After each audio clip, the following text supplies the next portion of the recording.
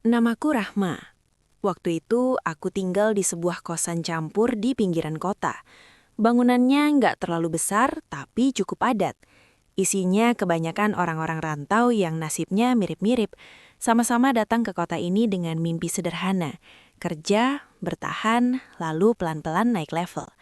Kami satu lantai, satu dapur kecil yang selalu bau bawang dan minyak goreng, satu ruang TV dengan sofa lusuh yang busanya sudah mulai kempes, dan satu kamar mandi bersama yang antriannya paling panjang setiap pagi.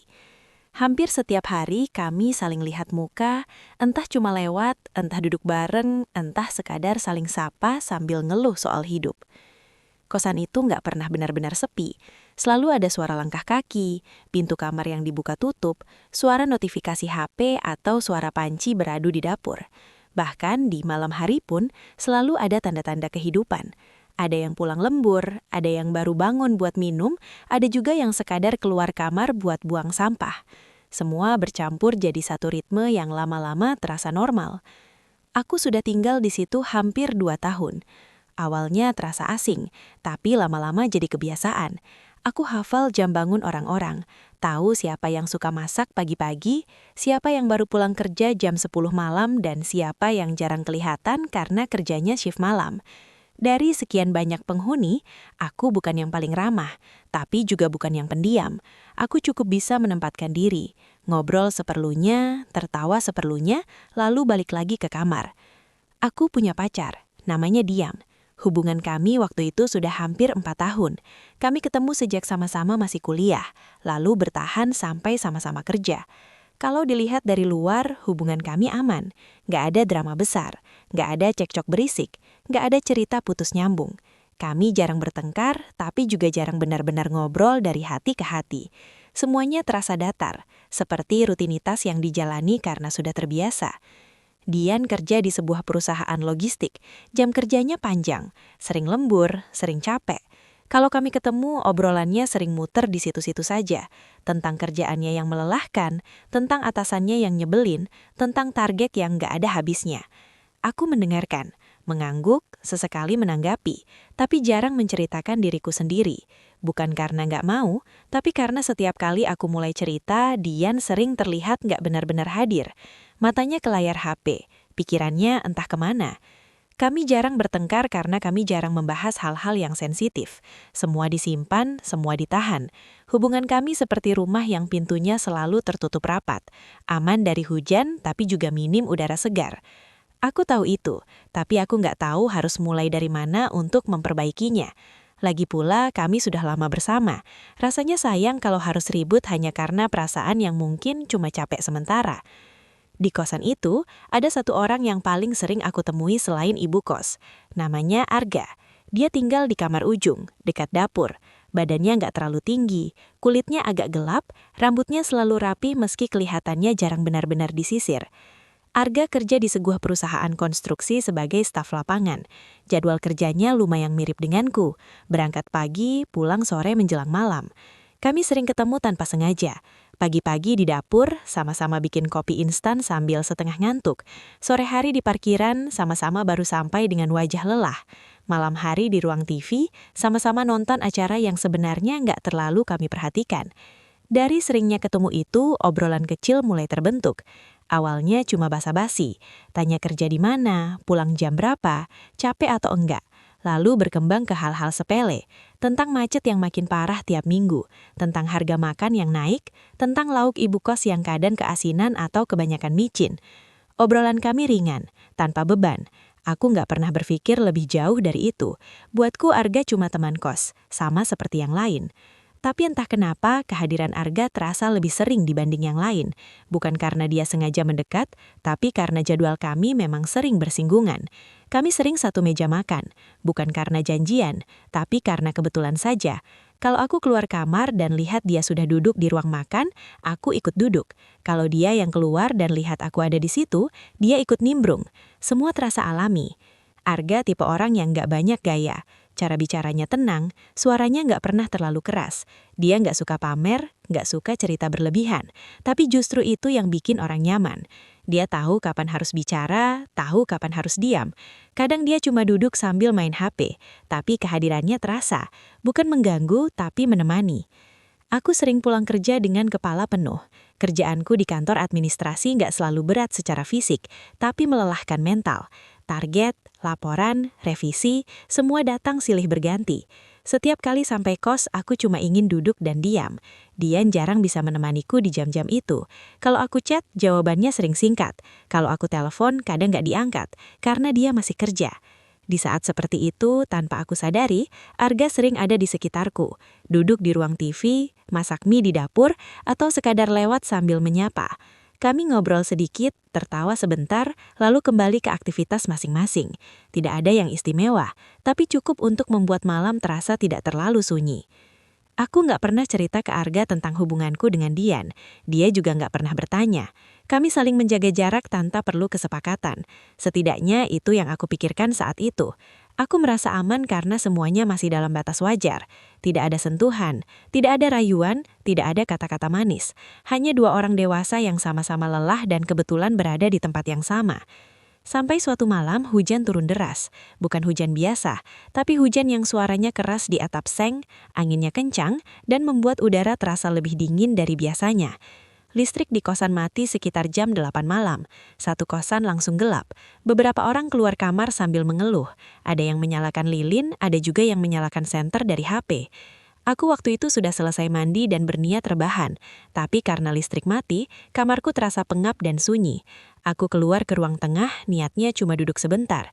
Ternyata Arga sudah ada di sana, duduk di sofa dengan HP-nya di tangannya sebagai satu-satunya sumber cahaya. Kami duduk berseberangan, jaraknya tidak terlalu dekat, tapi cukup untuk saling melihat. Suara hujan jadi latar belakang yang konstan. Sesekali terdengar suara petir dari kejauhan. Tidak ada TV, tidak ada musik, hanya suara alam dan nafas kami masing-masing. Kami ngobrol pelan, mungkin karena suasana membuat kami otomatis menurunkan volume suara. Tentang listrik yang sering mati kalau hujan besar, tentang ibu kos yang pasti besok pagi akan mengomel ke PLN, tentang kerjaan yang rasanya tidak pernah benar-benar selesai. Obrolannya mengalir, tidak dipaksakan. Di tengah jeda, Arga tiba-tiba bilang dengan suara rendah, "Capek ya, hidup jauh dari rumah?" Kalimat itu sederhana, tidak panjang, tidak dramatis, tapi entah kenapa rasanya seperti seseorang mengetuk pintu yang selama ini aku tutup rapat. Aku menunjuk senyum kecil, mencoba terlihat santai, tapi di dalam dadaku ada sesuatu yang bergerak, kosong, tapi terasa, seperti ruang yang selama ini aku abaikan tiba-tiba disorot cahaya. Aku mengangguk pelan, tidak langsung menjawab. Aku nggak tahu harus menjawab apa. Aku memang capek. Bukan cuma capek kerja, tapi capek menahan banyak hal sendirian. Capek berpura-pura kuat, capek merasa harus selalu baik-baik saja. Arga tidak menatapku terlalu lama. Dia kembali melihat layar HP-nya seolah memberi ruang, tapi justru itu yang membuatku merasa didengar. Tidak ada paksaan untuk cerita, tapi ada kesempatan untuk membuka diri. Aku akhirnya menjawab, "Capek, tapi mau gimana lagi?" Jawabanku klise, bahkan menurutku sendiri. Tapi Arga mengangguk, seolah mengerti tanpa perlu penjelasan tambahan. Kami kembali diam. Hujan masih turun, listrik masih mati. Di luar suara air mengalir di selokan terdengar jelas. Di saat itu aku sadar ada perasaan yang tidak biasa. Bukan perasaan suka, bukan juga perasaan cinta. Lebih ke perasaan dipahami, perasaan ditemani tanpa dituntut. Perasaan bahwa ada seseorang di dekatku yang hadir sepenuhnya, meski tidak melakukan apa-apa. Aku teringat Dian. Aku teringat bagaimana rasanya ingin cerita tapi ragu, ingin mengeluh tapi takut dianggap manja, ingin diperhatikan tapi tidak tahu caranya. Aku tidak membandingkan, setidaknya tidak secara sadar, tapi perasaan kosong itu semakin terasa. Listrik akhirnya menyala sekitar 1 jam kemudian. Lampu-lampu kembali hidup, suara sorakan kecil terdengar dari beberapa kamar. Arga berdiri, merapikan jaketnya lalu bilang dia mau ke kamar. Aku mengangguk dan bilang aku juga mau tidur. Tidak ada momen dramatis, tidak ada kalimat penutup yang berkesan. Malam itu aku berbaring di kasur dengan pikiran yang sulit diam. Aku tidak melakukan apa-apa yang salah. Setidaknya itu yang terus aku ulangi di kepalaku. Aku hanya duduk dan ngobrol. Aku masih punya pacar. Aku masih setia. Tapi entah kenapa ada rasa bersalah yang samar, seperti bayangan yang mengikuti. Aku nggak tahu saat itu bahwa rasa kosong bisa jadi pintu masalah. Aku nggak tahu bahwa kebiasaan kecil bisa membuka celah besar. Aku nggak tahu bahwa satu atap bisa menyimpan dua cerita yang pelan-pelan berjalan ke arah yang berbeda. Yang aku tahu, malam itu aku merasa ditemani, dan perasaan itu terasa terlalu nyaman untuk diabaikan. Sejak malam hujan itu, ada sesuatu yang berubah. Meski awalnya sangat halus, sampai aku sendiri hampir tidak menyadarinya. Tidak ada kejadian besar, tidak ada momen dramatis yang bisa langsung kutandai sebagai awal masalah. Semuanya berjalan pelan, seperti kebiasaan baru yang tumbuh tanpa izin. Obrolan kami makin sering, tapi tetap terlihat normal di permukaan. Tidak ada kata-kata manis, tidak ada nada menggoda, tidak ada sikap yang melampaui batas. Justru karena itu, semuanya terasa aman. Kami ngobrol seperti dua orang dewasa yang kebetulan cocok, tentang hal-hal kecil yang biasanya tidak penting, tentang pekerjaan yang kadang bikin ingin menyerah, tentang badan yang pegal setelah seharian berdiri atau duduk terlalu lama, tentang rencana pulang kampung yang selalu tertunda karena tanggal gajian tidak pernah benar-benar longgar. Obrolan kami mengalir tanpa perlu dipikirkan. Tidak ada jeda canggung, tidak ada usaha untuk terlihat menarik. Arga mulai hafal kebiasaan kecilku tanpa pernah aku ceritakan secara langsung. Dia tahu aku tidak suka bangun terlalu pagi di hari libur. Tahu aku selalu lupa menaruh sendok di tempat semula. Tahu aku lebih suka teh hangat daripada es meski cuaca sedang panas. Semua itu dia tangkap dari kebersamaan yang sering, dari pertemuan-pertemuan singkat yang berulang. Aku juga mulai mengenal kebiasaan Arga. Aku tahu dia selalu minum kopi tanpa gula. Tahu dia tidak suka makanan terlalu pedas. Tahu jam berapa biasanya dia pulang dan jam berapa biasanya dia mulai kelihatan lelah. Kami tidak pernah membicarakan hal pribadi yang terlalu dalam, setidaknya tidak secara eksplisit. Tapi entah kenapa, aku merasa tahu banyak tentang dirinya, dan dia seolah mengerti banyak tentang diriku. Ada rasa saling paham yang tumbuh tanpa banyak tanya. Kami tidak saling menginterogasi, tidak saling menuntut cerita. Kalau salah satu diam, yang lain mengerti. Kalau salah satu bicara, yang lain mendengarkan. Sementara itu, hubunganku dengan Dian berjalan di arah yang berbeda. Bukan memburuk secara jelas, tapi perlahan menjauh. Chat dari Dian mulai singkat. Bukan karena dia marah, tapi karena sibuk. Setidaknya itu alasan yang selalu dia pakai dan selalu aku terima. Telepon makin jarang. Kalaupun kami bicara, topiknya cepat habis. Tidak ada lagi cerita panjang sebelum tidur. Tidak ada lagi tanya kabar dengan nada sungguh-sungguh. Kalau kami ketemu, seringkali kami lebih banyak diam. Duduk bersebelahan, masing-masing dengan pikirannya sendiri. Kadang Dian terlihat lelah, kadang aku juga. Kami sama-sama memilih tidak membuka pembicaraan yang bisa berujung pada diskusi panjang. Kami sudah terlalu sering lelah untuk berdebat. Diam terasa lebih mudah. Aku mulai menyadari perbedaan itu, tapi aku menepisnya. Aku bilang ke diri sendiri bahwa semua hubungan pasti melewati fase seperti ini, bahwa tidak mungkin 4 tahun selalu penuh kehangatan, bahwa rasa bosan itu wajar, jarak itu normal. Aku meyakinkan diriku bahwa yang penting kami masih bersama, masih saling percaya, masih punya status yang jelas. Di kosan, hari-hari berjalan seperti biasa, tapi rasanya berbeda. Aku mulai menunggu momen-momen kecil yang bahkan tidak pernah aku rencanakan. Menunggu suara langkah kaki Arga di sore hari, menunggu obrolan singkat di dapur, menunggu kebetulan duduk di ruang TV di waktu yang sama. Semua itu tidak pernah aku akui sebagai penantian, tapi tubuhku merespon seolah itu hal yang penting. Suatu sore aku pulang kerja lebih cepat. Pekerjaanku hari itu selesai lebih awal karena atasan izin pulang sebelum jam kantor berakhir. Aku merasa capek, bukan capek fisik, tapi capek di kepala. Aku ingin cepat sampai kos, mandi, lalu rebahan tanpa harus berpikir apa-apa. Saat aku masuk ke dapur, aroma mie instan langsung tercium. Arga ada di sana, berdiri di depan kompor kecil, mengaduk panci dengan santai. Dia menoleh sebentar dan bertanya dengan nada biasa. "Kok pulang cepat?" Aku menjawab sejujurnya. "Capek, pengen rebahan." Tidak ada komentar tambahan, tidak ada nasihat. Dia hanya mengangguk, lalu kembali mengaduk mie.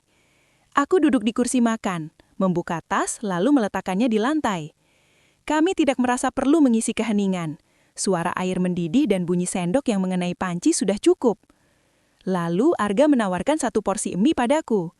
Aku sempat menolak, tapi dia bilang porsinya kebanyakan. Akhirnya aku mengiyakan. Kami makan berhadapan, dengan obrolan ringan yang tidak penting tapi terasa menyenangkan. Kami membahas hal-hal sepele, seperti cuaca yang makin tidak bisa ditebak dan harga bensin yang katanya akan naik lagi. Tidak ada curhat, tidak ada keluhan panjang. Tidak ada yang istimewa dari momen itu kalau dilihat dari luar. 2 orang kos makan mie instan bersama di dapur. Tapi entah kenapa aku merasa tenang. Bukan senang yang berlebihan, bukan bahagia yang meledak-ledak. Tenang, seperti tidak perlu berpura-pura apa-apa. Seperti bisa menjadi diri sendiri tanpa takut dinilai. Setelah makan, kami mencuci piring masing-masing. Aku kembali ke kamar, mandi, lalu rebahan. Tapi perasaan tenang itu tidak langsung hilang. Aku masih bisa merasakannya bahkan saat lampu kamar sudah dimatikan. Aku mencoba menghubungi Dian malam itu. Tapi dia tidak mengangkat. Aku tidak marah, tidak kecewa berlebihan. Aku hanya mematikan layar dan menatap latang langit kamar. Disitulah aku tersadar akan sesuatu yang membuatku kaget sendiri. Aku menunggu Arga pulang. Aku menunggu suara langkah kakinya di lorong. Menunggu pintu kamarnya dibuka dan ditutup. Menunggu tanda bahwa dia sudah kembali. Aku menunggu tanpa alasan yang jelas. Dan yang paling mengejutkan, aku menyadari bahwa penantian itu tidak ada hubungannya dengan Dian. Aku langsung menegur diriku sendiri dalam hati. Aku bilang ini tidak benar. Aku bilang ini hanya kebiasaan karena sering ketemu. Aku bilang aku hanya menikmati keberadaan teman, tidak lebih. Aku berusaha keras meyakinkan diriku bahwa perasaanku masih terkendali. Sejak saat itu, kebohongan kecil mulai muncul. Bukan ke orang lain, tapi ke diriku sendiri. Aku bilang ke diriku bahwa Arga hanya teman kos. Aku bilang ke diriku bahwa aku tidak punya perasaan apa-apa. Aku bilang ke diriku bahwa semua ini tidak berbahaya selama tidak ada yang dilanggar secara nyata. Padahal hatiku pelan-pelan sudah melangkah ke tempat yang salah. Aku mulai membandingkan tanpa sadar, bukan secara terang-terangan, tapi lewat perasaan. Aku membandingkan bagaimana Arga mendengar tanpa harus diminta, dengan Dian yang sering terlihat jauh meski duduk di depanku. Aku membandingkan rasa tenang yang muncul saat bersama Arga, dengan rasa hampa yang sering muncul setelah berbicara dengan Dian.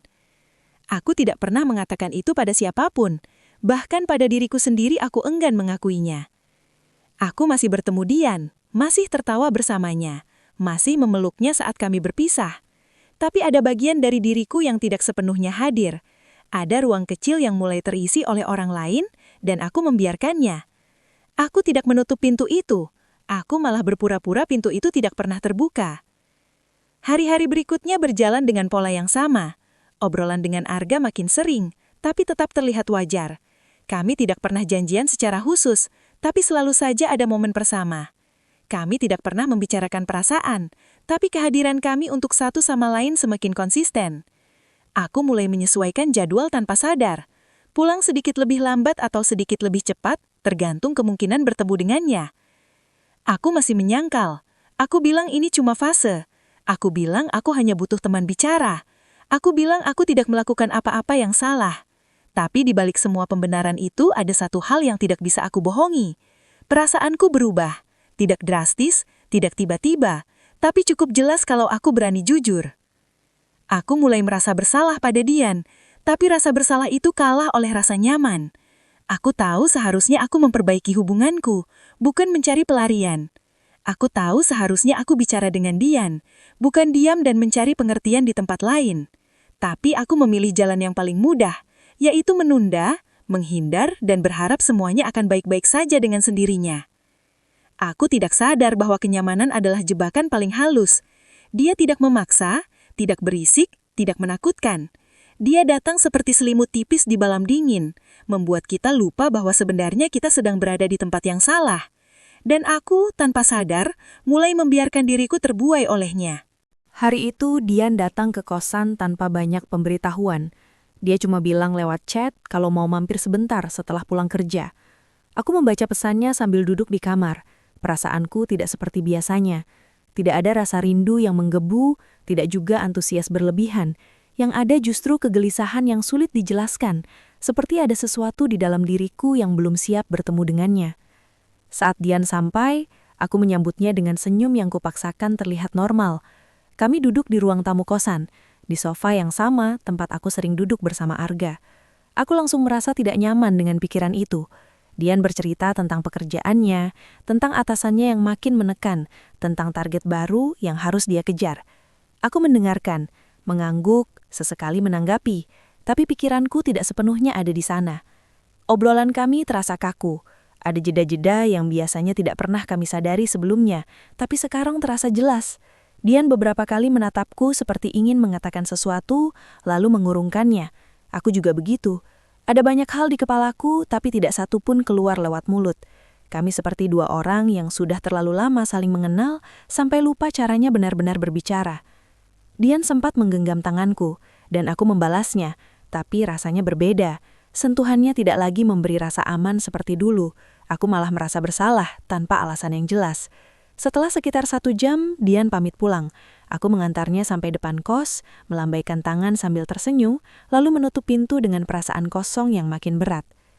Aku kembali duduk di ruang tengah. Lampu menyala terang, tapi rasanya redup. Aku menatap layar ponsel tanpa benar-benar membacanya. Dadaku terasa sesak, seperti ada beban yang tidak terlihat. Aku tidak menangis, tapi mataku panas. Aku tidak tahu apa yang sebenarnya aku sedihkan.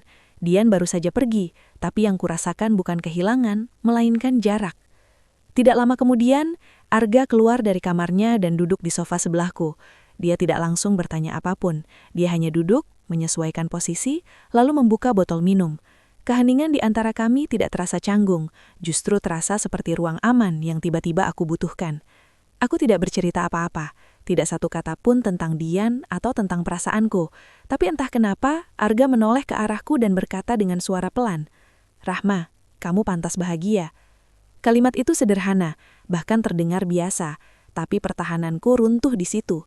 Air mata yang sejak tadi kutahan langsung jatuh tanpa bisa dicegah. Aku menunduk, bahuku bergetar. Aku menangis bukan karena Dian, bukan karena pertengkaran, bukan karena masalah besar. Aku menangis karena aku merasa sendirian meski aku punya pasangan. Aku menangis karena untuk pertama kalinya aku mengakui pada diriku sendiri bahwa ada kekosongan yang tidak terisi. Arga tidak panik, dia tidak bertanya kenapa, tidak menyuruhku berhenti, dia hanya mendekat sedikit dan memelukku. Pelukannya tidak erat, tidak menekan, tapi cukup untuk membuatku merasa ditahan agar tidak jatuh lebih jauh. Awalnya tubuhku menegang, naluriku bilang ini salah. Naluriku bilang aku harus menjauh, harus berdiri, harus masuk kamar. Tapi aku tidak melakukannya. Aku membiarkan diriku bersandar. Aku membiarkan tangisku mereda di bahunya. Aku membiarkan rasa hangat itu bertahan sedikit lebih lama dari seharusnya. Tidak ada kata cinta, tidak ada pengakuan, tidak ada janji apapun. Kami tidak mengatakan apa-apa, tapi justru disitulah letak kesalahannya. Kami membiarkan semuanya terjadi dalam diam. Malam itu berlalu tanpa kejadian yang lebih jauh. Kami akhirnya berpisah dengan alasan sederhana, sama-sama lelah dan ingin tidur. Aku masuk ke kamar dengan kepala pusing dan hati yang berantakan. Aku berbaring sambil menatap langit-langit, mencoba memahami apa yang baru saja terjadi. Besok paginya, aku bangun dengan perasaan yang belum pernah aku rasakan sebelumnya. Takut. Bukan takut ketahuan, bukan takut dimarahi, bukan takut kehilangan Dian.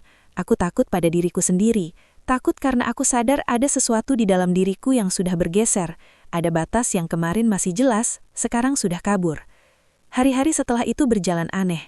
Secara lahiriah, semuanya tampak normal. Aku tetap kerja, tetap makan, tetap bertemu orang-orang.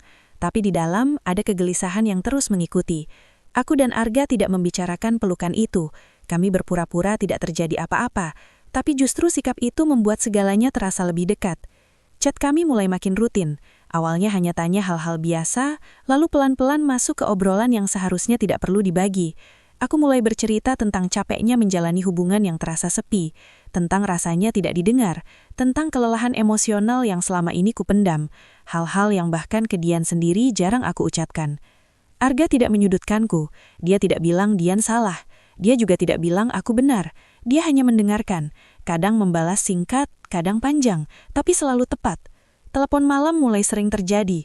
Awalnya sambil tertawa membahas hal sepele, lalu obrolan menjadi lebih hening, lebih pelan. Ada jeda-jeda panjang yang tidak terasa canggung.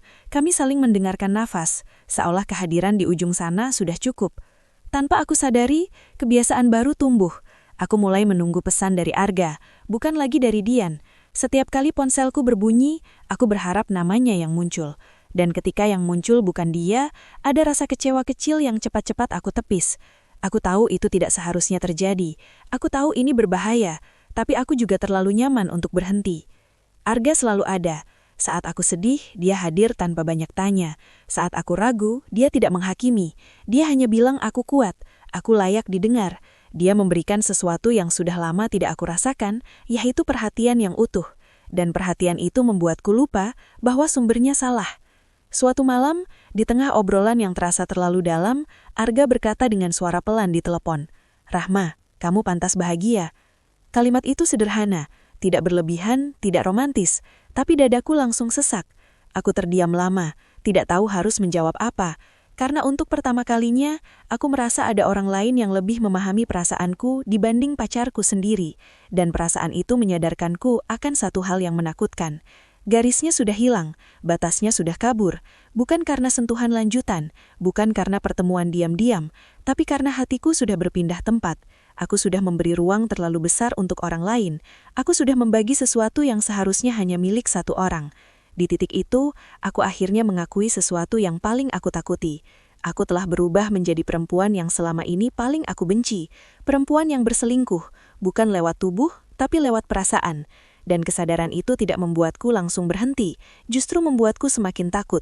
Karena aku tahu, jalan pulang tidak lagi semudah dulu. Kami sepakat satu hal, tanpa pernah mengucapkannya secara resmi. Tidak ada yang tahu, tidak perlu ada pembicaraan khusus, tidak perlu janji atau kesepakatan tertulis. Semua berjalan seolah kami sama-sama paham batas yang harus dijaga di depan orang lain, meski di dalam hati, batas itu sudah lama runtuh. Di luar, kami tetap dua penghuni kosan yang kebetulan akrab. Di dalam, aku hidup dengan dua wajah yang harus kupakai bergantian setiap hari. Aku masih Rahma yang sama di mata Dian, pacar yang terlihat setia, yang masih menjawab chat, masih datang kalau diajak bertemu, masih mengangguk setiap kali dia berbicara tentang rencana ke depan. Tapi aku juga Rahma yang berbeda saat bersama Arga. Rahma yang lebih banyak diam, tapi merasa didengar. Yang tidak perlu menjelaskan terlalu banyak, tapi tetap dipahami. Dua versi diriku itu hidup bersamaan, dan aku harus terus berpindah tanpa ada waktu untuk benar-benar bernafas. Di kosan, kami menjaga jarak di depan orang lain. Tidak duduk terlalu dekat, tidak terlalu sering tertawa berdua, tidak menunjukkan apapun yang bisa mengundang kecurigaan. Tapi justru sikap menahan itu membuat setiap tatapan terasa lebih tajam, setiap kebetulan terasa lebih berat. Saat Arga lewat di depanku dan hanya mengangguk kecil, jantungku berdetak lebih cepat dari seharusnya. Saat tangannya tidak sengaja bersentuhan dengan tanganku di dapur, tubuhku menegang lalu panas. Aku mulai lelah menjalani semua ini, tapi aku juga tidak tahu bagaimana cara berhenti. Setiap hari terasa seperti berjalan di atas tali tipis. Salah sedikit, aku bisa jatuh dan melukai banyak orang. Tapi anehnya, ketegangan itu juga membuat segalanya terasa hidup. Dan itu membuatku semakin membenci diriku sendiri. Dian mulai lebih sering mengajakku bicara serius, tentang tabungan, tentang rencana pindah, tentang kemungkinan melangkah ke jenjang yang lebih jauh. Aku mendengarkan sambil mengangguk, sesekali tersenyum, tapi pikiranku sering melayang. Aku tahu, aku seharusnya merasa senang. 4 tahun bersama, tentu wajar kalau pembicaraan mulai mengarah ke masa depan. Tapi setiap kali Dian menyebut kata-kata seperti komitmen dan rencana panjang, dadaku terasa sesak. Bukan karena aku tidak mau, tapi karena aku tidak jujur. Aku mengangguk bukan karena setuju sepenuh hati, tapi karena tidak ingin melukai. Aku menjawab seperlunya, bukan karena tidak peduli, tapi karena takut kalau aku bicara terlalu banyak, kebohonganku akan terbuka. Dian tidak pernah memaksaku, tidak pernah mendesakku untuk mengambil keputusan cepat. Justru itulah yang membuat rasa bersalahku semakin besar. Di sisi lain, momen-momen kecil dengan Arga terus terjadi. Bercanda di dapur soal masakan gagal, duduk sebentar di ruang TV tanpa benar-benar menonton apapun, berbagi cerita pendek sebelum tidur.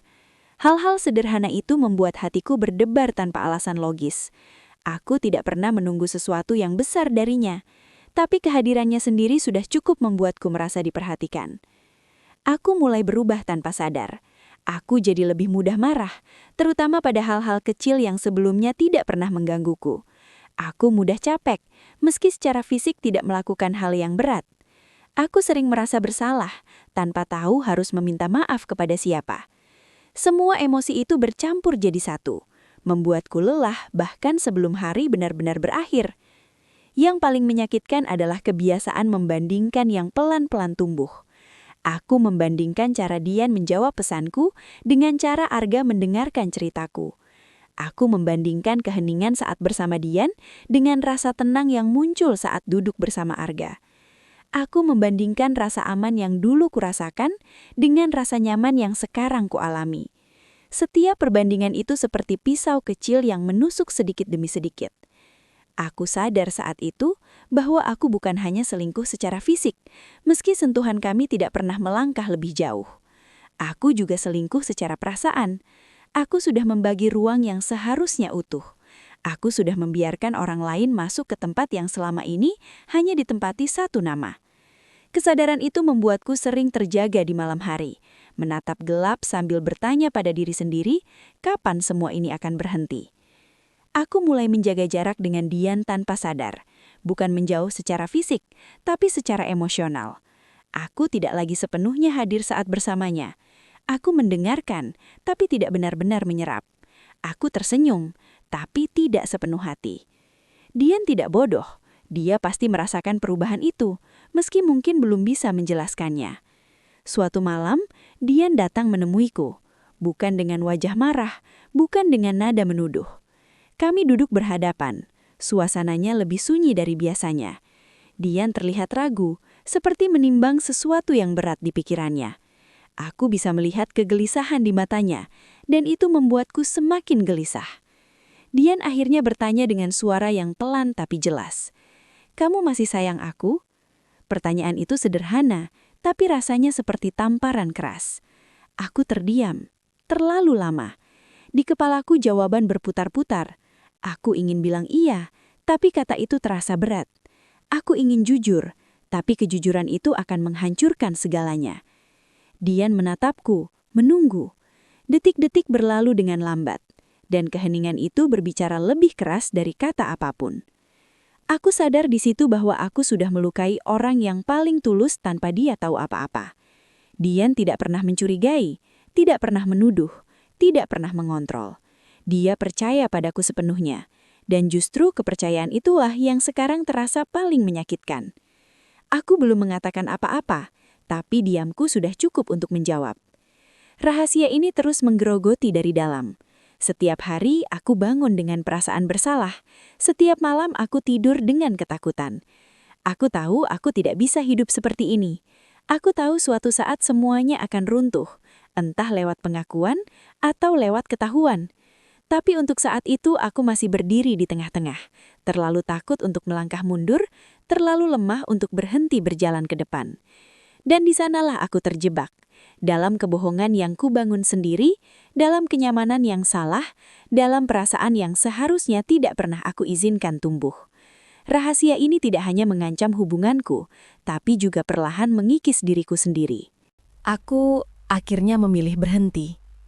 Keputusan itu tidak datang dalam satu malam penuh air mata atau satu kejadian besar yang mengguncang.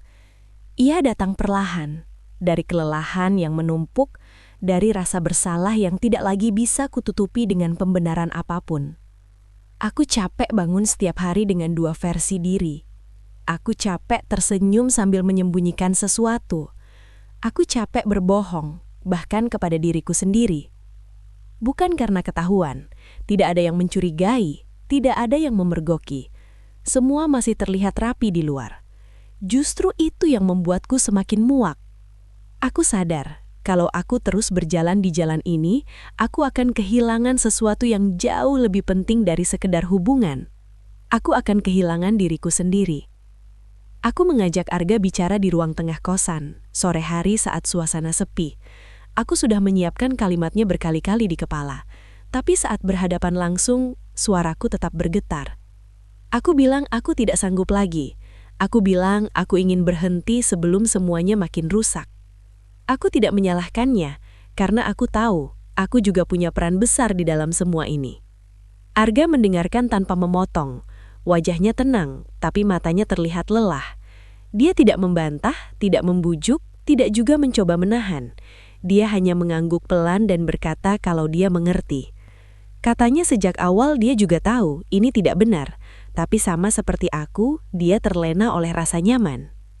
Aku meminta satu hal padanya, menjaga jarak. Bukan karena aku benci, tapi karena aku ingin menyelamatkan apa yang masih bisa diselamatkan. Percakapan itu singkat, tapi berat. Setelahnya, kami tidak lagi duduk berdua, tidak lagi ngobrol lama, tidak lagi saling mencari. Kami kembali menjadi dua orang kosan yang hanya saling sapa seperlunya. Beberapa minggu kemudian, Arga pindah kosan. Dia pamit dengan cara sederhana, hanya bilang dapat tempat yang lebih dekat ke kantornya. Tidak ada perpisahan panjang, tidak ada momen dramatis. Aku mengangguk dan mengucapkan semoga betah. Saat pintu kosan tertutup di belakangnya, ada rasa lega sekaligus kehilangan yang bercampur jadi satu. Tapi aku tahu, itu harga yang harus kubayar. Hubunganku dengan Dian masih berlanjut. Kami bertahan, setidaknya secara status. Aku mencoba hadir sepenuhnya, mencoba memperbaiki hal-hal kecil, mencoba lebih jujur soal perasaanku yang lelah, meski tidak tentang pengkhianatan itu sendiri. Dian menyambut usahaku dengan tulus, seperti biasa. Dia tidak pernah menanyakan lebih dari yang kuberitakan. Tapi hubungan kami tidak pernah benar-benar sama. Ada sesuatu yang berubah, dan aku tahu itu datang dariku. Aku lebih berhati-hati, lebih banyak berpikir sebelum bicara, lebih sering menahan diri. Bukan karena aku tidak sayang, tapi karena aku sadar betapa mudahnya aku tergelincir dulu. Dian mungkin merasakan jarak itu, tapi dia tidak pernah memaksaku menjelaskan. Dia tidak tahu detail semuanya. Dia tidak tahu tentang malam hujan itu, tentang pelukan yang salah, tentang perasaan yang berpindah tempat. Dan aku memilih menyimpan semuanya sendiri. Bukan karena aku ingin melindungi diriku, tapi karena aku tahu kejujuran itu mungkin akan menghancurkan sesuatu yang sudah berusaha kami bangun kembali. Aku tidak yakin apakah itu keputusan yang paling benar, tapi itu pilihan yang kuambil, dan aku harus menanggung konsekuensinya. Rasa bersalah itu tidak hilang begitu saja. Ia tinggal, menjadi bayangan yang muncul di waktu-waktu tertentu. Saat Dian tersenyum padaku dengan tulus, aku merasa perih. Saat dia membicarakan masa depan dengan nada penuh harap, dadaku terasa berat. Aku belajar hidup dengan rasa itu, bukan untuk disiksa, tapi untuk diingatkan. Sekarang aku paham satu hal penting yang dulu kuanggap sepele. Kenyamanan bisa menipu. Ia datang dengan wajah ramah, tanpa peringatan, membuat kita merasa aman padahal sedang menjauh dari nilai yang kita pegang. Kesepian bukan alasan untuk mengkhianati komitmen. Tidak ada situasi yang membenarkan pilihan untuk melukai orang lain secara diam-diam. Dan orang baik pun bisa berbuat salah kalau tidak menjaga batas, kalau terlalu percaya bahwa dirinya cukup kuat untuk mengendalikan semuanya. Aku menyesal, bukan karena hampir ketahuan, bukan karena harus berpisah dengan seseorang yang sempat berarti. Aku menyesal karena aku tahu, aku seharusnya lebih jujur sejak awal. Jujur pada Dian tentang apa yang kurasakan. Jujur pada diriku sendiri tentang kekosongan yang tidak bisa diisi oleh orang lain. Jika saja aku berani menghadapi itu lebih cepat, mungkin ceritanya akan berbeda. Cerita ini aku bagikan bukan untuk dibenarkan, bukan untuk mencari simpati, apalagi pembelaan. Aku tahu, aku salah. Aku tahu, aku mengecewakan. Tapi kalau ada satu hal yang bisa kupetik dari semua ini, itu adalah pelajaran yang datang terlambat tapi mahal harganya. Aku berharap siapapun yang membaca ini tidak mengulang langkah yang sama. Jangan tunggu sampai kebohongan terasa lebih nyaman daripada kejujuran. Jangan tunggu sampai batas kabur dan perasaan terlanjur berpindah. Karena saat itu terjadi, tidak ada yang benar-benar menang. Yang ada hanya penyesalan dan pelajaran yang seharusnya tidak perlu dibayar semahal itu.